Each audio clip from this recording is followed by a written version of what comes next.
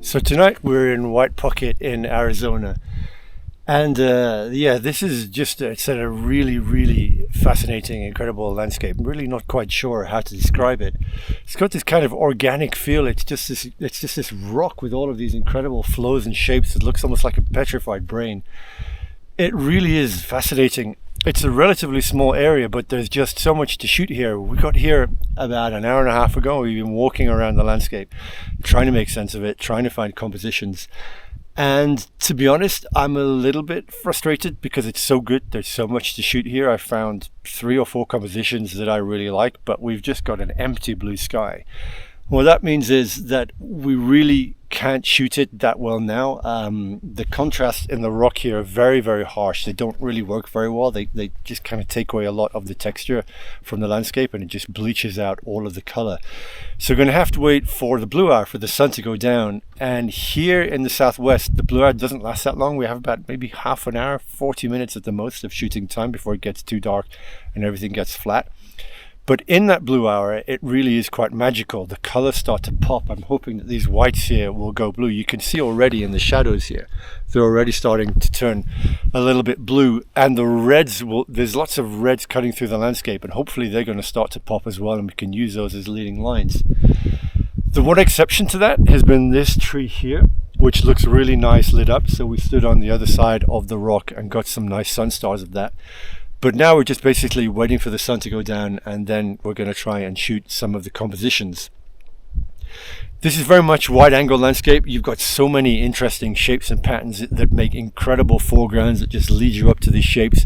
But trying to find a particularly strong focal point here is also quite a challenge. There's not really any particularly strong pointy mountains or pointy peaks or anything like that. So it's just looking for compositions where there's just a really nice visual flow where the lines lead you through the image. And the other thing is that this is going to be an incredible landscape for aerials, an incredible landscape to use the drone. Again, this is Bureau of Land Management land, so we can fly drones here. And I think it's going to be really nice just to get some top-down, looking straight-down images to create these kind of abstract lines and shapes. But more than anything, I really want to get some compositions with the camera, and I think we're going to have very limited time to do that. If I can get 2 compositions, I'll be really happy. That'll be a good result. But there's going to be a little bit of running around, which I don't really like. I really like to take my time with the landscape. It's been nice to have so much time here to walk around and get to know it a little bit. But the actual shooting part, I think, is going to be a little bit rushed. So, we'll see how we get on.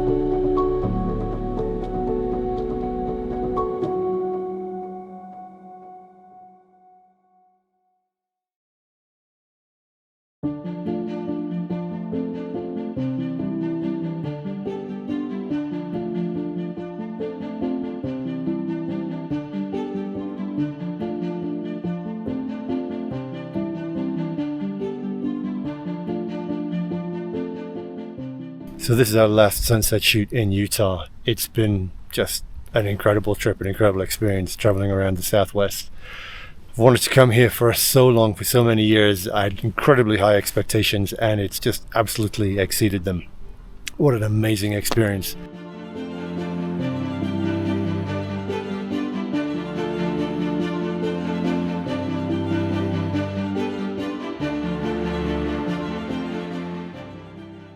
So we're finishing up at Bryce Canyon, and this is probably one of the first locations that I ever saw photographed in the Southwest, like 15 or 16 years ago when I first started buying landscape photography books.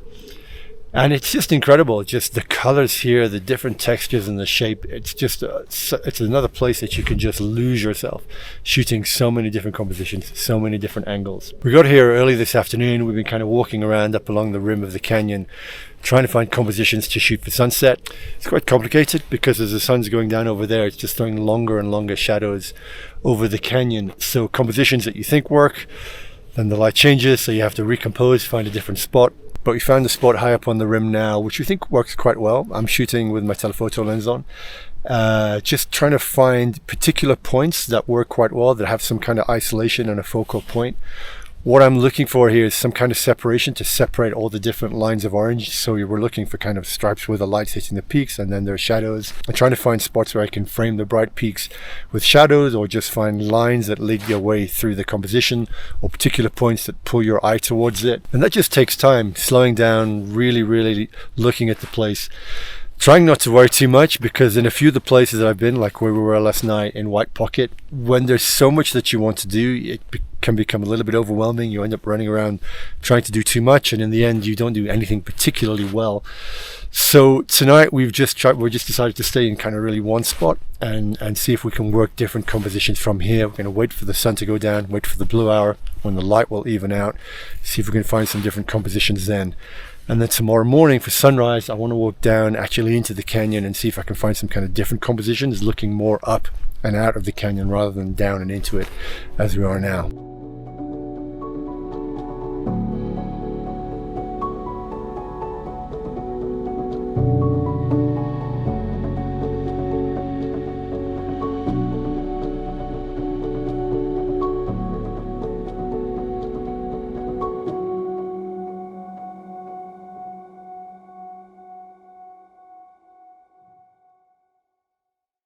Just after sunrise in Bryce Canyon, I'm here with Chris Darnell. And we're just at the beginning of the Navajo Loop Trail. This is another place in Utah that we've got completely to ourselves. We've been traveling around for about a week now. And I think we've seen other photographers in maybe 2 locations. I mean, there are other people here, there are other photographers here, but they're right up at the top of the rim in the lookout point, shooting out over sunrise. But down here, there's no one. Earlier this morning, we were shooting from around the rim. Didn't see anyone there, and it's just really nice to have these places to yourself. This place here, when you look down, you've got these massive walls and this kind of trail that goes down between these walls. It's good, it's magical. It feels like being in a cathedral. There's just these sheer walls that go up along the side of you. It has a really special feeling. And there's no one else here. It's just perfectly quiet. It's absolutely lovely. It's been a beautiful morning to shoot. So in this particular spot, what I've been doing is just shooting ultra wide with the 8mm on the camera, just trying to get the whole of these walls in with a loop curling down.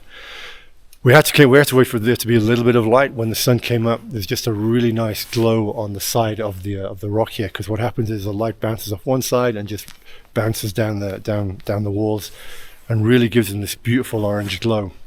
And then it's just other things to be aware of. On the trail here, there's a lot of kind of, it's just not very neat. There's lots of gravel, there's some kind of messy plants down there. So I've kind of set the camera up at the back of the trail to try to compress all these steps and cut off the back of the steps and just keep the foreground a little bit neater. I think I've shot it a little bit too wide. I'm kind of stuck here because I've just got the 8mm and then my other lens is a 16-80, and I probably need to be a little bit in between them with maybe a 10 or a 12mm lens, so it's probably a little bit wide and might have to crop into it. And then early this morning, before this, we were just up the trail shooting Thor's Hammer, which again was lovely. It's just got this wonderful glow. Just as the sun came up, it just starts to glow and it's got this really luminous feel. Shooting that's relatively straightforward. That was with a mid-range lens. The challenge there was because you're kind of looking down on it, so it's finding a position where it's not kind of leaning back, because when you shoot down on something tall, then all of the angles kind of lean back. So trying to get the camera as low as possible so I could shoot straight out, and then just trying to keep a clean composition in the foreground, checking the edges on the foreground.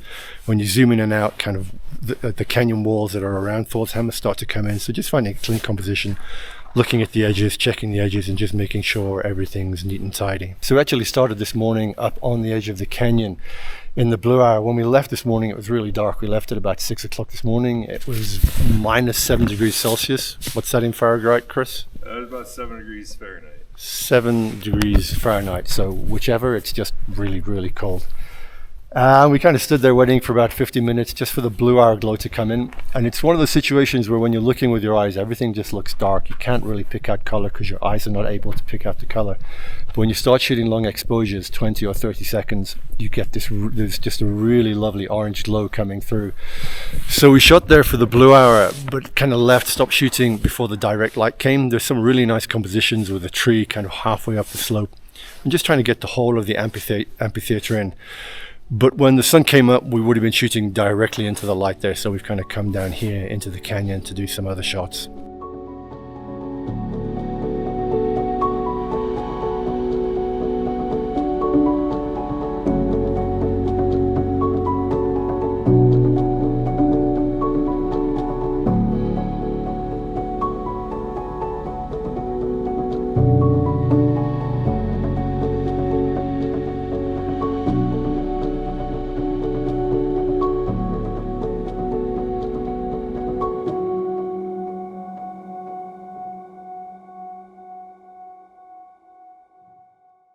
So that's it for Utah. We are going to head back to the hotel now, have a coffee and breakfast, and then head to Las Vegas and fly up to San Francisco for the next part of the trip. This has been an absolutely amazing week. Literally every session that we've shot, every location that we've been has been incredibly productive. I've had so much fun here. It's just such an astonishingly beautiful part of the world. And I'm quite sad to be going, and just knowing that I'm really want to come back as soon as I can, because it's just beautiful here. There's so much that we didn't see, so much that we missed.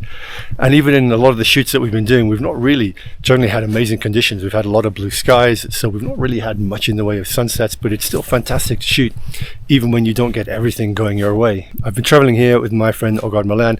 Check out his work. He's an amazing photographer. We've been with Chris Darnell, who's a local from Utah, who's been driving us around. His local knowledge, his driving ability, his navigation has been fantastic. He's also got a YouTube channel, so please check that out, particularly if you like large format photography. And also a shout out to Marshall Evans and Sarah Merrill, who've been driving around with us too. It's been a brilliant trip with wonderful company, and I've had so much fun. And I hope you've enjoyed the videos. I hope you've enjoyed watching. If you've got any comments, just drop them down below or send me an email. And if you enjoy the videos, please like and subscribe. And as ever, all the best with your photography, and take care. See ya. Thanks for watching the video, and if you enjoy my photography, if you enjoy my style of photography, I'd love to have you join me on a workshop. I'm just launching my 2025 workshops, and we'll be heading to some fantastic places. I'm just launching a really exciting workshop to the Amazon and the Galapagos, and I've got other trips lined up to places like Patagonia, Namibia, Greenland, Iceland, and lots of other places. You can find full information on all of the workshops on my website, so check that out. And if you've got any questions at all, just drop me a line in an email and I'll get back to you. And as ever, good luck with all your photography, and take care. See ya.